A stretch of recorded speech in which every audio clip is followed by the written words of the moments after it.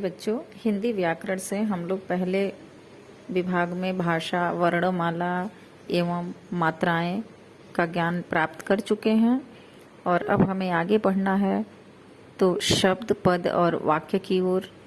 इस शब्द, पद और वाक्य क्या है बच्चा, ये मैं आप लोगों को समझाऊंगी। तो जिस तरह से हमने अभी तक पढ़ा है वर्ण क्या था, एक बार मैं आपको याद दिला रही हूँ। तो जो स्वर और व्यंजन है वो वर्ण था, लेकिन अब हमें देखना है कि फिर आपको मैंने मात्रा बताया। मात्रा क्या है, तो जो 12 खड़ी होते हैं और अ जो होता है, मतलब व्यंजन और स्वर मिलकर के ही मात्रा बनते हैं। व्यंजन में जब स्वर की मात्राएं आ जाती, स्वर आ जाते हैं तो व्यंजन की मात्राएं तैयार होती है। तो ये मात्रा मैंने आप लोगों को बता दिया था, लेकिन अब हमें यह जानना है कि वर्ण, स्वर, व्यंजन इसे वर्णमाला से और मात्रा से शब्द और पद कैसे तैयार होता है, फिर वाक्य कैसे बनता है। तो अब हम इस पर विचार करेंगे। तो सबसे पहले तो हम ये देखेंगे कि ये शब्द क्या है। तो 2 या 2 से अधिक वर्णों के सार्थक समूह को शब्द कहते हैं। किसको शब्द कहते हैं, तो 2 या 2 से अधिक वर्णों के सार्थक समूह को शब्द कहते हैं। बहुत ही आसान शब्द है बेटा, बस आप लोगों को थोड़ा सा अपने दिमाग खोल के पढ़ाई करनी है कि 2 या 2 से अधिक वर्ण को, वर्ण जैसे मैंने आपको बताया था कि क एक वर्ण है, म एक वर्ण है, ल एक वर्ण है, लेकिन जब क प्लस म प्लस ल जोड़ेंगे तो क्या बन जाएगा, कमल बन जाएगा। तो जैसे ही हमने एक एक वर्ण को जोड़ा तो क्या बन गया, शब्द बन गया। तो वही उसका डिफिनेशन, उसकी परिभाषा बताई गई है कि 2 या 2 से अधिक वर्णों के सार्थक समूह को शब्द कहते हैं। बहुत ही इजी है शब्द। जैसे घ एक वर्ण है, र एक वर्ण है, लेकिन घ प्लस र को जब हम एक साथ जोड़ते हैं तो घर बन जाता है, घर बन करके एक शब्द बन जाता है। तो ये हो गया एक शब्द। अब देखेंगे कि शब्द के भेद कितने होते हैं।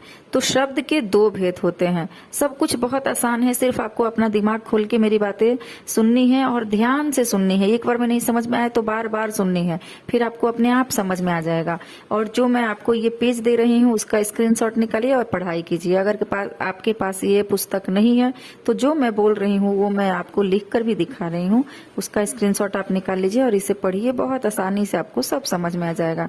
तो अभी तक मैंने आपको बताया कि शब्द क्या है। अब ये ध्यान देना है कि शब्द के भेद कितने हैं।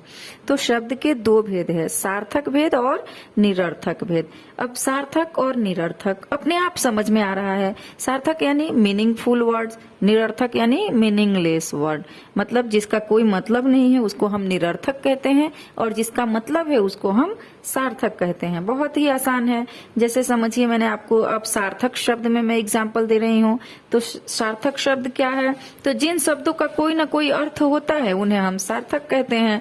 जैसे कि आप, आज, दूध, काम, सोच, अनाज, किसी का नाम मान लीजिए, मतलब कोई भी ऐसा शब्द जो कि उचित है। जैसे हमने सोफा बोल दिया, जैसे हमने रमेश बोल दिया, जो उचित शब्द हमने बोल दिया वो सार्थक हो जाता है।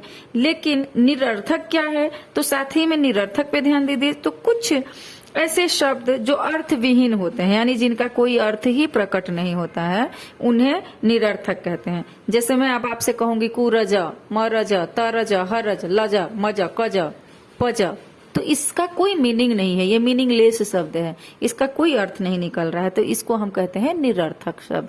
बहुत ही इजी है। सार्थक शब्द यानी जिसका मीनिंग निकल रहा है, निरर्थक शब्द यानी जिसका मीनिंग नहीं निकल रहा है। ये दोनों मिलकर के बन गए सार्थक और निरर्थक। ये क्या है, तो शब्द के भेद हैं। अब हम आगे बढ़ेंगे, हमने शब्द पढ़ लिया, अब हम आगे बढ़ेंगे पद की ओर। अब पद कैसे तैयार होता है, अब हम आगे बढ़ते हैं पद की ओर। तो देखते हैं कि ये पद क्या है। तो जब शब्द वाक्य में प्रयुक्त किए जाते हैं तब पद बन जाते हैं। जैसे मैंने बोला कि 2 वर्ण को जोड़ करके शब्द बन जाते हैं, लेकिन अब जब शब्द वाक्य में बदल जाते हैं तब ये क्या बन जाते हैं, पद बन जाते हैं। जैसे अभी आप एग्जाम्पल से समझ जाएंगे कि राम पुस्तक पढ़ता है, तो यहाँ पर रा प्लस म मिलकर के राम बना, यानी शब्द वर्ण मिलकर के शब्द बना। और अब यहाँ पर राम जो है वो शब्द बन चुका है और पुस्तक पढ़ता है, ये सारे चीजों को जोड़ करके ये पद में बदल गया है। और आप दूसरा एग्जाम्पल देख सकते हैं, यह कौवा काला पक्षी है, यह आकाश में उड़ता है, वह आकाश में उड़ता है, कौवा आकाश में उड़ता है, ऐसे शब्द जो आते हैं ये सब क्या कहलाते हैं? पद कहलाते हैं। यानी जब शब्द आपस में जुड़ जाते हैं, इनके परिभाषा होगा आपका पद का कि शब्दों के योग या समूह से पद बनते हैं। शब्द जब आपस में जुड़ जाते हैं, उनके मिलन से ही, उनके समूह से ही पद बनते हैं। तो ये हो गए पद। अब हम आगे बढ़ेंगे तो पद के बाद अब आएगा वाक्य। तो वाक्य क्या है ये हम ध्यान देंगे। तो वाक्य आप देखेंगे तो शब्दों को उचित क्रम में लगाने से एक उचित अर्थ निकलता है और उसे वाक्य कहते हैं। अब क्या, पहले हमने शब्द पढ़ा, शब्द से हमने क्या बना लिया? पद बना लिया। लेकिन पद से भी जब बड़ा, पद और वाक्य एक ही जैसे हैं, पद से थोड़ा बड़ा अगर कोई चीज बन जाता है तो उसे हम वाक्य कह देते हैं। जैसे कि बच्चे खेल रहे हैं, राम पढ़ रहा है, सीता काम कर रही है, ये सब वाक्य बन जाते हैं। एक तरह से पद और वाक्य का मिलता जुलता शब्द है, लेकिन वाक्य थोड़ा बड़ा होता है, पद थोड़ा छोटा रहता है।